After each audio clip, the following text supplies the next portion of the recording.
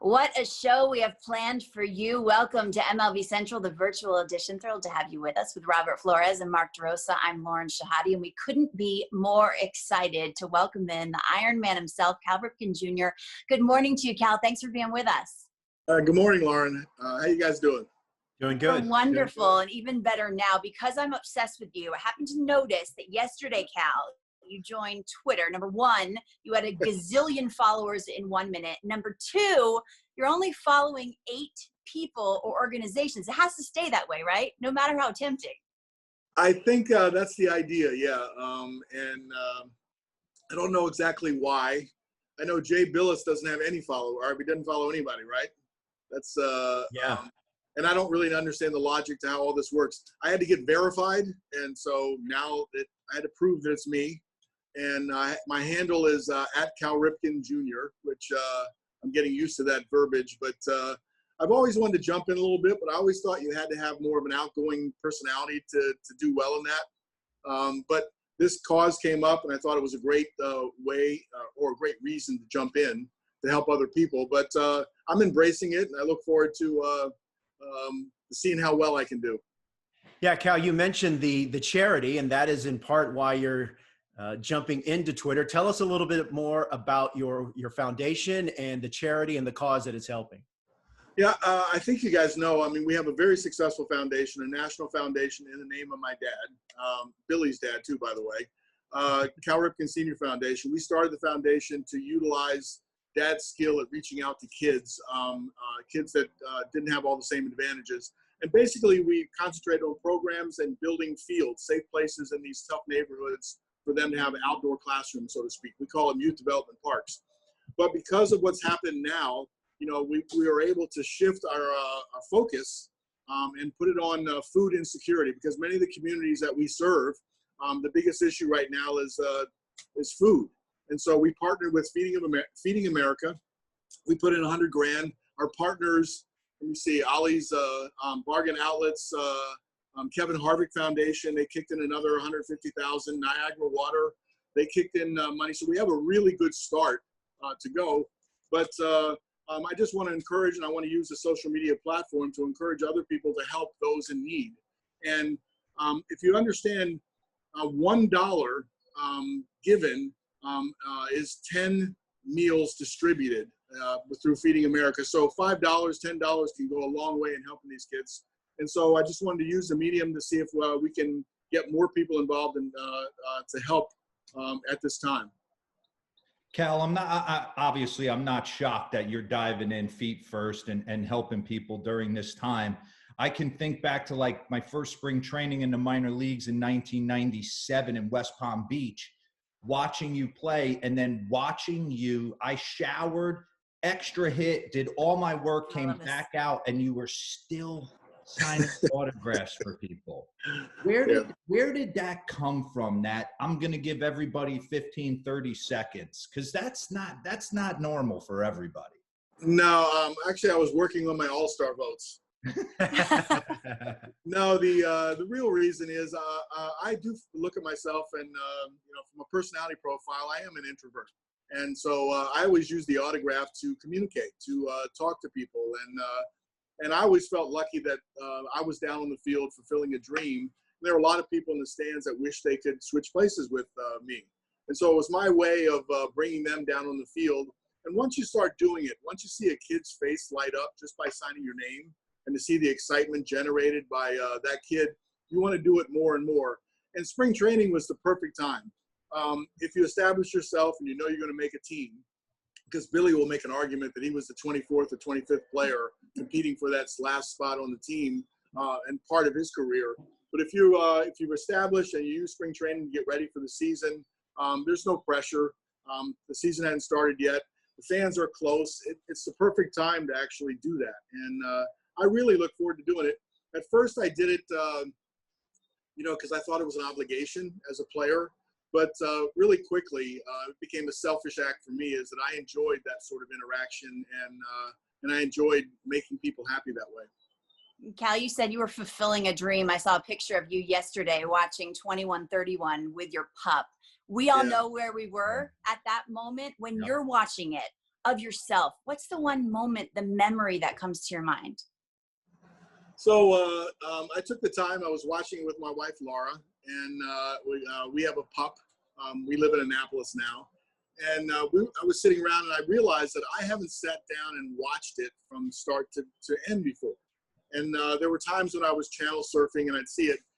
My first instinct when all this was being played on TV many years ago, the replays, was not to watch it. I have a perspective from my own existence and participation in it that I want to preserve. But as I watch it, you get to see those guys run your team. You get to see other things that happen. And I really enjoyed Chris Berman and Buck Martinez, their commentary, listening to Earl Weaver. There was things that I really didn't know that Earl said about me until I watched that last night.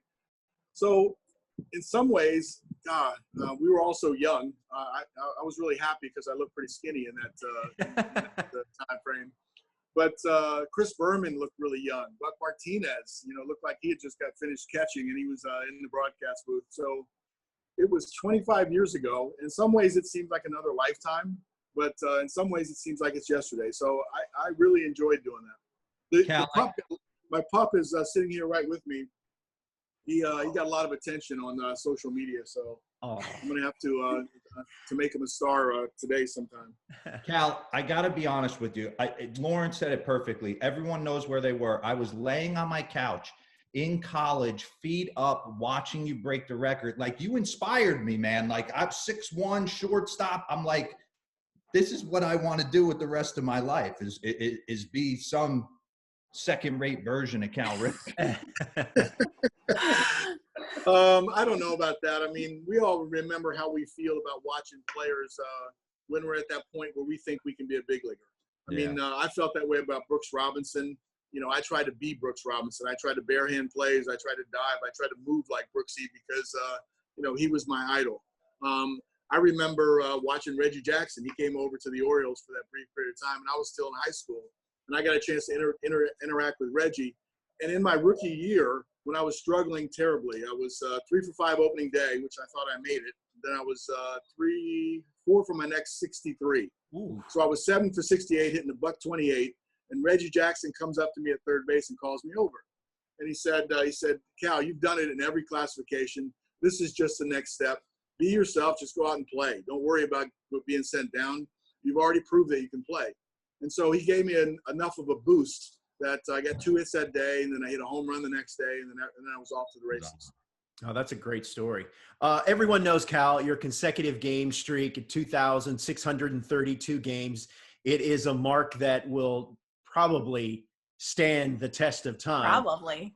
Yeah. But, Cal, I will say the current leader in all of Major League Baseball right now is Whit Merrifield. And there was this tweet here that detailed Whit Merrifield, 247 games played. That is the active streak, the active leader in Major League Baseball. And then Whit Merrifield added to that tweet with, "Hey, Cal," with the eye emoji. Like, he's coming for you. All right, so, Cal, when do you start watching Royals games? As soon as I can.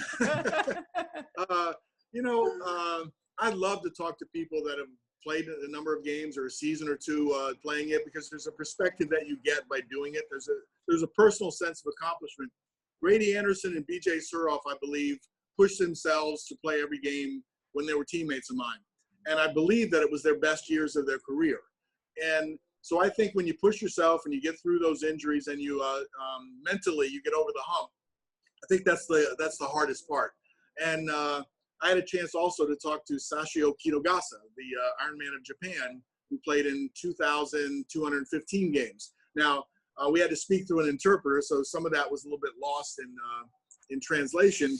But his attitude and his responsibility to playing wasn't an obsession about the streak. It was that he thought it was his job. And I love to talk to anyone that's extended their streak past the season, just to get inside their head and kind of find out why. Hey, you mentioned B.J. Surhoff. He actually got traded over to Atlanta, so I got a chance, Cal, to play with him at the end of his career. And I know we just got through March and March Madness. You're a huge hoops fan. I heard B.J. used to tell me you used to run some serious basketball games at your house.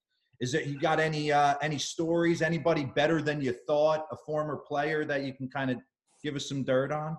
Well, we provide. I prided myself on getting the best talent there as I could. I mean, a lot of players that were ex-NBA guys that played in Europe that came back. Really? There was a pretty good local talent stream that was running around. Sam Cassell used to come up quite a bit, and he was averaging 20 points in the NBA. Yeah. He was fun to be around because he talked the whole time when he played. But we had good. I mean, on any given time, we had 2 6'10" guys matching up against each other. I mean, they were. It was a big time game. I laughed yesterday. I was talking to Tim Kirchin because we were talking about the 21-31 game. And Tim Kirchin prided himself on being a pretty good basketball player, carried a basketball around all the time. And Tim Kirchin's about this big, as you know. And so he wanted to know what it was like to play in one of the big games, because we used to have a Thursday night game where everybody was available, and that used to be the cream of the crop. And so he was doing a story for ESPN, and he said, "Can I come out and watch the elite game, the big time game?" And I said, "If you come out, you got to put a uniform on and play." So I put him on one of the teams. We had 14 people that night, which was a little bit too many people. But his team went 0-9 with him on the team. And so there were guys that were twice as tall as Tim and 3 times as fast. You know, so it was almost unfair. But Tim got a chance to play in the game and feel because even if you beat your first guy, then you got some 6'10" guy hovering over top of you that you need to finish, you know, in the lane. And unless you're an NBA guy, you could throw it up there 12 feet over the basket and bring it down with a teardrop. He didn't do that too well, but I love doing it. And it's kind of interesting is they were risks that I took every offseason I played. And you ran, and I always felt if you don't push yourself, you can't prepare for the baseball season as well. And I always felt like I was in the best shape coming into spring training. A lot of players are preparing for the baseball season right now, Cal. These are tough and unprecedented times. A lot of us are quarantined in our houses or our apartments with our siblings or our families.